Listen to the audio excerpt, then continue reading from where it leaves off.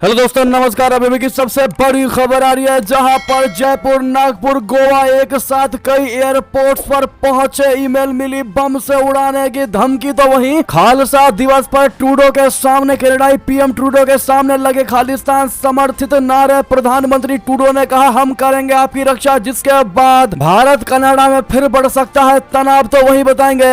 LAC पर नए खेल की तैयारी में है चाइना। रिपोर्ट से खतरनाक मंसूबों का हुआ खुलासा। तो वहीं कांग्रेस के लिए इंदौर में बन गया सूरत जैसा सीन। इंदौर में भी बड़ी खबर निकलकर सामने आ रही है। सारी जानकारियां बताएंगे, बस आप वीडियो का अंत तक बने रहेगा। और अपने भारत का, भारतीय सेना का दिल से समर्थन करते तो वीडियो को लाइक करके, चैनल को सब्सक्राइब करके, बेल आइकन दबा के कमेंट में जय हिंद कहना मत भूलिएगा। बात करें पहली बड़ी खबर की, जहां जयपुर, नागपुर, गोवा एक साथ कई एयरपोर्ट्स पर पहुंचे। ईमेल मिली बम से उड़ाने की धमकी। जी हां, जयपुर, नागपुर, कानपुर, गोवा समेत देश के कई हवाई अड्डों को ईमेल के जरिए बम से उड़ाने की धमकी मिली है। ईमेल सोमवार को रिसीव हुआ। नागपुर एयरपोर्ट एडमिनिस्ट्रेशन के मुताबिक धमकी भरा ईमेल सोमवार सुबह 10 बजे के करीब मिला है। यह ईमेल एयरपोर्ट डायरेक्टर आबिद रुई की मेल आईडी पर रिसीव हुआ है। इस बारे में एयरपोर्ट के वरिष्ठ सुरक्षा अधिकारियों को सूचित किया गया। एयरपोर्ट एडमिनिस्ट्रेशन ने धमकी भरे ईमेल की शिकायत नागपुर के सोने गांव पुलिस स्टेशन में की है। एयरपोर्ट की सुरक्षा बढ़ा दी गई है। तो वहीं आपको बता दें, खालसा दिवस पर कनाडा से बड़ी खबर, जहां ट्रूडो के सामने लगे खालिस्तान समर्थित नारे। पीएम ट्रूडो ने कहा, हम करेंगे आपकी रक्षा। बता दें, भारत और कनाडा के बीच खालिस्तानी आतंकी हरदीप सिंह निज्जर की हत्या को लेकर चल रही खटास और बढ़ सकती है। वजह है खुद कनाडा के प्रधानमंत्री जस्टिन ट्रूडो। जी हां, दोनों देशों में पहले से चल रहे तनाव के बीच एक बार फिर कनाडा से भारत को उकसाने वाली खबर सामने आई है। मीडिया रिपोर्ट के अनुसार एक वीडियो सोशल मीडिया पर वायरल हो रहा है, जिसमें ट्रूडो के सामने खालिस्तान समर्थक और भारत विरोधी नारे लगाए जा रहे हैं और वे मुस्कुरा रहे हैं। हालांकि वायरल वीडियो को लेकर कोई पुष्टि सामने नहीं आई है। दरअसल जैसे ही कनाडा के प्रधानमंत्री जस्टिन ट्रूडो ने जब टोरंटो में सिख समुदाय को संबोधित करने के लिए आगे बढ़े, तो भीड़ में से खालिस्तान के समर्थन में जोरदार नारे लगाए गए। इस दौरान ट्रूडो ने देश में सिख समुदाय को आश्वासन देते हुए कहा है कि सरकार हर कीमत पर उनके अधिकारों और स्वतंत्रता की रक्षा के लिए हमेशा मौजूद है। उन्होंने कहा कि विविधता कनाडा की सबसे बड़ी शक्तियों में से एक है। ट्रूडो ने रविवार को टोरंटो में खालसा दिवस समारोह के दौरान कहा कि हमें याद रखना होगा कि सिखों के मूल्य कनाडा के मूल्य है। उन्होंने कहा कि देश भर में सिख समुदाय के लगभग 8 लाख लोग हैं, जिनके अधिकारों की रक्षा के लिए हम हमेशा मौजूद हैं। उन्होंने आश्वासन देते हुए कहा कि वे हमेशा सिख समुदाय की नफरत और भेदभाव से उनकी रक्षा करेंगे। उन्होंने सिख समुदाय के लोगों से कहा है कि वे बिना डर के अपने धर्म का पालन करें। कनाडाई चार्टर में मौलिक अधिकारों और स्वतंत्रता की गारंटी है और इसके लिए वे उनके साथ हैं। इसी दौरान मौजूद भीड़ ने खालिस्तान के नारे लगाने शुरू कर दिए। ऐसे में आपको बता दें, भारत और कनाडा के मधुर संबंध उस वक्त से खराब हुए जब कनाडा में हुए एक हमले का जिम्मेदार उसने भारत को ठहराया। 18 जून 2023 को भारत द्वारा नामित आतंकवादी हरदीप सिंह निज्जर की ब्रिटिश कोलंबिया में हत्या कर दी गई। इसके बाद पीएम ट्रूडो का आरोप था कि इसमें भारत सरकार का हाथ है। हालांकि भारत ने इस आरोप को खारिज कर दिया था, लेकिन इसके बाद से दोनों देशों के संबंध में खटास आ गई थी। अब ऐसे में ये क्लियर देखा गया है दोस्तों कि खालिस्तान के नारे पर कनाडाई पीएम ट्रूडो ने उनको सपोर्ट किया है, जो कहीं ना कहीं दर्शाता है कि भारत के साथ कनाडा के संबंध ट्रूडो की सरकार में तो कतई भी मधुर नहीं रहने वाले। बहरहाल इस पर अब आपकी क्या राय होगी दोस्तों, कमेंट में जरूर लिखकर बताइएगा अपनी राय। तो वहीं आपको बता दें, एलएसी पर नए खेल की बहुत बड़ी तैयारी में है चाइना। रिपोर्ट से उसके खतरनाक मंसूबा का हुआ खुलासा। बता दें, पूर्वी लद्दाख में चीन के साथ टकराव को 4 साल हो गए हैं। आमने सामने के सैन्य टकराव के बाद से ही वास्तविक नियंत्रण रेखा यानी एलएसी पर अब भी तनाव है। तनाव के बीच जो खबर सामने आ रही है, उसके मुताबिक चीन बॉर्डर पर अपनी स्थिति और अधिक मजबूत करने में जुटा हुआ है। चीन सीमा पर दोहरे उपयोग के लिए शिया ओकांग गाँव बसा रहा है और बुनियादी ढांचे को अधिक मजबूत कर रहा है। सैन्य ठिकानों को मजबूती देने के लिए भारत की ओर स्थित अपने हवाई ठिकानों पर अतिरिक्त विमानों की तैनाती की गई है। रक्षा और सुरक्षा प्रतिष्ठान के सूत्रों ने मीडिया को बताया कि नए सैटेलाइट इमेज, खुफिया रिपोर्ट और अन्य इनपुट लद्दाख से अरुणाचल प्रदेश तक फैले 3488 किलोमीटर लंबे एलएसी के सभी 3 सेक्टरों में चल रही चीनी गतिविधि को दिखा रहे हैं। चीन ने हाल ही में सम जंग लिंग के उत्तर के गलवान घाटी तक एक सड़क का निर्माण पूरा किया है, जिससे पीएलए को इस इलाके में तेजी से मूवमेंट करने में मदद मिलेगी। बफर जोन के पास भी वो अपनी स्थिति मजबूत करने में जुटा है। 15 जून 2020 को हुई हिंसक झड़प के 3 सप्ताह बाद गलवान घाटी में पेट्रोलिंग पॉइंट 14 के आसपास नो पेट्रोल बफर जोन बनाया गया था। सूत्रों ने बताया है कि पीएलए पेंगोंग तसो के दोनों किनारों पर अन्य बफर जोन के पीछे सैन्य और परिवहन ढांचे को मजबूत कर रही है, जिसमें कैलाश रेंज और गोगरा हॉट स्प्रिंग्स शामिल है, जो सभी बड़े पैमाने पर उन क्षेत्रों में है जिन्हें भारत अपना क्षेत्र मानता है। पीएलए की ओर से सड़कों, पुलों, सुरंगों और हेलीपैड के माध्यम से अपने अग्रिम ठिकानों तक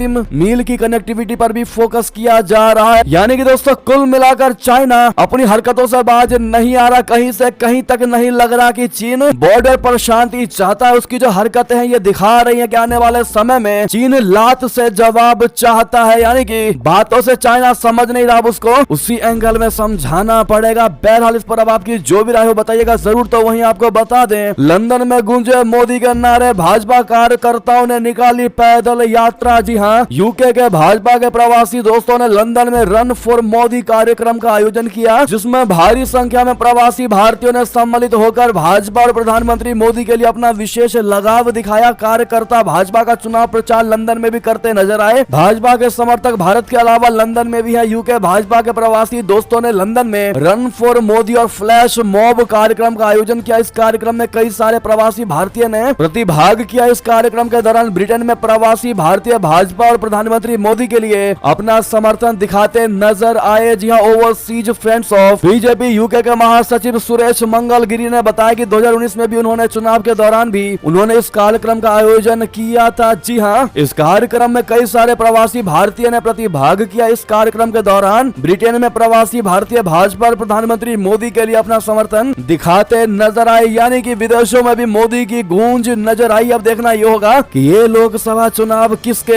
हाथों में आती है। आपको क्या लगता है दोस्तों, अपनी राय अवश्य दीजिएगा और कौन होगा अगला प्रधानमंत्री बताना मत भूलिएगा। तो वहीं आपको बता दें, अयोध्या में राम बसे, अब श्रीलंका में बन रहा सीता माँ का मंदिर, भारत से जाएगा सरयू का जल। बता दें, अयोध्या में रामलला की मूर्ति स्थापना के बाद अब श्रीलंका में माँ सीता का भव्य मंदिर बनाया जा रहा है। श्रीलंका में माँ सीता की मूर्ति की प्राण प्रतिष्ठा अयोध्या के सरयू जल से की जाएगी। श्री सीता अम्मन मंदिर प्रशासन ने इसके लिए उत्तर प्रदेश के प्रमुख सचिव को अयोध्या का सरयू जल उपलब्ध कराने के लिए पत्र भी लिखा है, जिसको मंजूरी दे दी गई है। अब मंदिर प्रशासन का एक दल 15 मई के बाद जल लेने भारत आएगा। प्रमुख सचिव कार्यालय ने 21 लीटर सरयू जल उपलब्ध करवाने की जिम्मेदारी अयोध्या तीर्थ विकास परिषद को दी है। परिषद के सीईओ का कहना है कि श्रीलंका में सीता अम्मन मंदिर का निर्माण किया जा रहा है। यूपी सरकार ने सरयू नदी का जल देने की मंजूरी दे दी है। हम कलश में पवित्र जल उपलब्ध करवाएंगे। उन्होंने बताया कि यह अनुष्ठान 19 मई को होने वाला है, जो मंदिर के इतिहास में एक महत्वपूर्ण पल। ऐसे में माँ सीता के बन रहे इस मंदिर पर आपकी क्या प्रतिक्रिया होगी दोस्तों, कमेंट में अपने भाव जरूर लिखिएगा। तो वहीं बता दें, लंदन में पाकिस्तानी सादिक खान को टक्कर देने वाला भारतीय आखिर क्यों कहा जा रहा है मेयर बनने की गारंटी। बता दें, यूनाइटेड किंगडम की राजधानी लंदन के मेयर पद के लिए आने वाली 2 मई को चुनाव होना है। उम्मीदवारों में एक नाम तरुण गुलाटी का है, जो वर्तमान मेयर सादिक खान को चुनौती दे रहे हैं। खास बात यह है कि लंदन मेयर के रूप में 2 कार्यकाल पूरा कर चुके सादिक खान जहां पाकिस्तानी मूल के हैं, वहीं तरुण गुलाटी का जन्म भारत में हुआ है। यानी इस बार लंदन के मुकाबले में पाकिस्तानी को हिंदुस्तानी से टक्कर मिलने जा रही है। लंदन मेयर पद के लिए मैदान में उतरने वाले 13 उम्मीदवारों में तरुण गुलाटी एकमात्र भारतीय हैं। तरुण गुलाटी को यकीन है कि वे सादिक खान को मेयर के पद की रेस में हरा देंगे। ऐसे में तरुण गुलाटी जी को आप लोग भी ऑल द बेस्ट कहना तो बिल्कुल मत भूलिएगा। तो वहीं बता दें, ड्रैगन सेना की ढाका में एंट्री पर बोले पाकिस्तानी एक्सपर्ट, कहा बांग्लादेश चीन में सैन्य अभ्यास भारत के लिए बहुत बड़ी टेंशन की खबर। जी हाँ, चीन और बांग्लादेश की सेनाएं अगले महीने मई की शुरुआत में साझा सैन्य अभ्यास करेंगी। इसके लिए चीनी आर्मी की टुकड़ी बांग्लादेश में पहुंचेगी। इस संयुक्त अभ्यास को गोल्डन फ्रेंडशिप 2024 का नाम दिया गया है। इस संयुक्त प्रशिक्षण के दौरान संयुक्त राष्ट्र शांति अभियानों के आतंकवाद विरोधी अभियानों के आधार पर दोनों देश एक प्रशिक्षण मॉडल अपनाएंगे। बांग्लादेश के चीन के साथ बढ़ते रिश्ते पर पाकिस्तान के राजनीतिक टिप्पणीकार और यूट्यूबर कमर चीमा ने अपनी बात रखी है। उन्होंने कहा है कि हम चीन से अपने रिश्तों की बात करते रहे हैं और वहां चीनी सेना बांग्लादेश पहुंच रही है। कमर चीमा ने अपने यूट्यूब चैनल पर जारी वीडियो में कहा है कि पाकिस्तान सबसे ज्यादा किसी देश की दोस्ती पर बात करता है तो वो है चाइना। तो वहीं बांग्लादेश से पाकिस्तान हमेशा दूर भागता रहा है। पाकिस्तान को लगता रहा है कि बांग्लादेश की कोई अहमियत नहीं है और हम बहुत ताकतवर है। इन बातों को बांग्लादेश ने झुटला दिया है और वो आज पड़ोसी देशों के लिए बहुत अहम होता जा रहा है। बांग्लादेश पहली बार चीन के साथ जॉइंट मिलिट्री एक्सरसाइज कर रहा है। बांग्लादेश में चीन ने बड़े इन्वेस्ट किए हुए हैं और दोनों देशों के रिश्ते अलग लेवल पर जाते दिखाई दे रहे हैं। जी हाँ, कमर चीमा ने कहा कि पाकिस्तान को भारत ही नहीं बांग्लादेश से भी सीखना चाहिए। हमारे यहाँ हर बात पर हल्ला होता है कि इससे बात करें तो इससे ना करें, वहीं बांग्लादेश चीन के साथ भी रिश्ते रख रहा है और भारत का भी खास बना हुआ है। अब ऐसे में पाकिस्तान को रियलाइज हो चुका है कि बांग्लादेश को छोटा देश नहीं समझना। लेकिन कमर चीमा ने कहा कि बांग्लादेश और चीन में जो सैन्य अभ्यास होने वाला है वो भारत के लिए बहुत बड़ा टेंशन हो सकता है, क्योंकि बांग्लादेश भारत का करीबी और ऐसे में चीन का बांग्लादेश में पहुंचकर अभ्यास करना ये कहीं ना कहीं भारत के साथ बांग्लादेश के रिश्तों में खटास पैदा कर सकता है। तो वहीं आपको बता दें, पाकिस्तानी मुफ्ती की वीडियो हुई वायरल, कहा पीएम मोदी मेरे एक शादी तुड़वाने के लिए जिम्मेदार है। जी हाँ, पाकिस्तान के इस्लामिक स्कॉलर तारिक मसूद का इन दिनों एक वीडियो तेजी से वायरल हो रहा है, जिसमें वो अपनी एक शादी ना होने की वजह भारत के प्रधानमंत्री नरेंद्र मोदी को बता रहे हैं। उनका कहना है कि भारत का वीजा ना मिलने की वजह से उनकी एक शादी होते होते रह गई। तारिक ने कहा कि उन्होंने सोचा था कि साल 2019 में उनको वीजा मिलेगा, लेकिन नरेंद्र मोदी एक बार फिर सत्ता में आ गए। तारिक मसूद पाकिस्तान में ज्यादा से ज्यादा शादियां करने और बच्चे पैदा करने को लेकर प्रोत्साहित करते हैं। तारिक मसूद अभी 4 शादियां कर चुके हैं। तो वहीं आपको बता दें, भारत बांग्लादेश सीमा पर बीएसएफ ने 2 करोड़ 20 लाख की हेरोइन की जब्त। लोकसभा चुनाव के मद्देनजर चौकसी बढ़ा दी गई। जी हां, बीएसएफ दक्षिण बंगाल सीमांत ने देश में हो रहे चुनाव के चलते भारत बांग्लादेश अंतर्राष्ट्रीय सीमा पर चौकसी बढ़ा दी है। सीमा चौकी डीएमसी 149 है वाहिनी ने जिला मुर्शिदाबाद की अंतर्राष्ट्रीय सीमा पर मादक पदार्थों की तस्करी को विफल करते हुए 2 किलो 200 ग्राम की हेरोइन जब्त की गई है। तस्करी से भारत से बांग्लादेश में तस्करी की करने की फिराक में थे। जब्त हेरोइन का कुल बाजार मूल्य 2 करोड़ 20 लाख बताई जा रही है। साथ ही बता दें, पाकिस्तान ने फिर फैलाए हाथ, पीएम शहबाज शरीफ ने आईएमएफ से कर डाली नए लोन की डिमांड। जी हां, पाकिस्तान की आर्थिक हालत खस्ता हाल है और महंगाई चरम पर है। कर्ज के बोझ तले पाकिस्तान को कहीं से राहत नहीं मिल रही है। इसी बीच पाकिस्तान के प्रधानमंत्री शहबाज शरीफ ने आईएमएफ की प्रमुख क्रिस्टालिना जार्जीवा से मुलाकात की। शहबाज शरीफ ने नकदी संकट से जूझ रहे अपने देश की अर्थव्यवस्था को पटरी पर लाने के लिए एक नए ऋण कार्यक्रम पर क्रिस्टालिना जॉर्जीवा चर्चा की है। रियाद में विश्व आर्थिक मंच की एक बैठक से इतर शरीफ ने 3 अरब अमेरिकी डॉलर की अतिरिक्त व्यवस्था हासिल करने में पाकिस्तान को समर्थन देने के लिए अंतर्राष्ट्रीय मुद्रा कोष की प्रबंध निदेशक जॉर्जीवा का शुक्रिया अदा किया। पाकिस्तान ने पिछले साल जून में 3 अरब अमेरिकी डॉलर का आईएमएफ कार्यक्रम हासिल किया था। पाकिस्तान मौजूदा एसबीए के इस महीने समाप्त होने के बाद एक नई दीर्घकालिक विस्तारित कोष सुविधा की मांग कर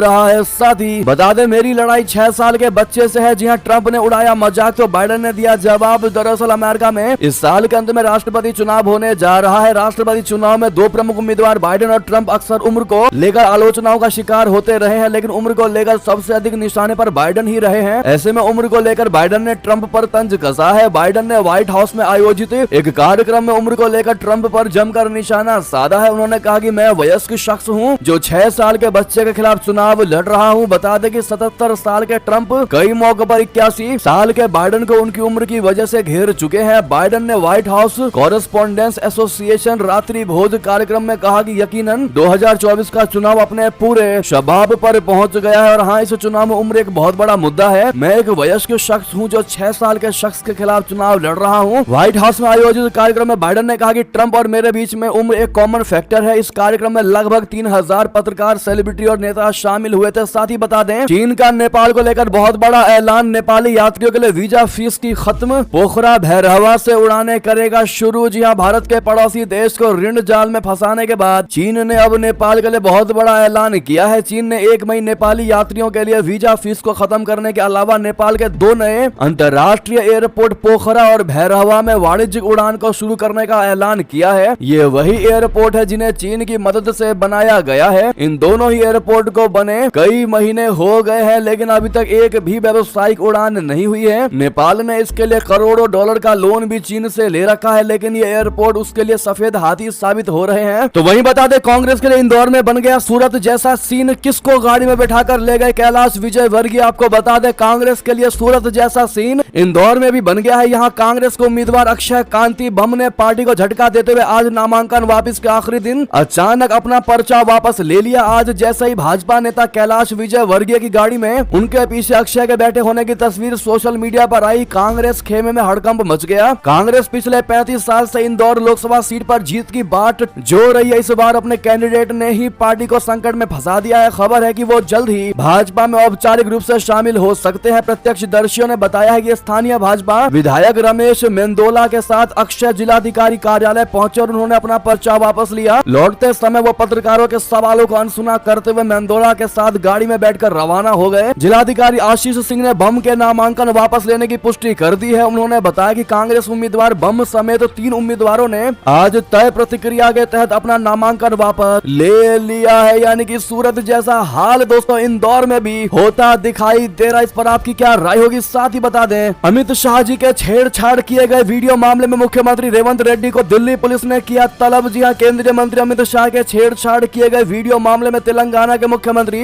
रेवंत रेड्डी को दिल्ली पुलिस ने 1 मई को तलब किया है। केंद्रीय गृह मंत्री अमित शाह के छेड़छाड़ किए गए वीडियो सोशल मीडिया प्लेटफॉर्म पर प्रसारित होने के मामले में दिल्ली पुलिस ने सोमवार को तेलंगाना के मुख्यमंत्री और कांग्रेसी नेता रेवंत रेड्डी को तलब किया। उन्होंने बताया कि दिल्ली पुलिस ने रेवंत रेड्डी को उनके द्वारा इस्तेमाल किए गए सभी इलेक्ट्रॉनिक गैजेट्स के साथ पूछताछ के लिए 1 मई को बुलाया है। सूत्रों ने कहा है कि छेड़छाड़ किए गए वीडियो साझा करने वाले कुछ कांग्रेसी नेताओं सहित 5 और लोगों को भी दिल्ली पुलिस द्वारा तलब किया जाएगा। जी हां, ऐसे में ये थी की सारी बड़ी खबरें। आपको खबर कैसी लगी? आशा करता हूँ अच्छी लगी होगी। थोड़ी भी अच्छी लगी तो इस वीडियो को दोस्तों में शेयर करना मत भूलिएगा, व्हाट्सएप फेसबुक के माध्यम से, और वीडियो को लाइक करके चैनल को सब्सक्राइब करके बेल आइकन दबा के कमेंट में जय हिंद कहना बिल्कुल मत भूलिएगा। मिलते हैं अगली बड़ी खबर में। बहुत बहुत धन्यवाद। जय हिंद, जय भारत।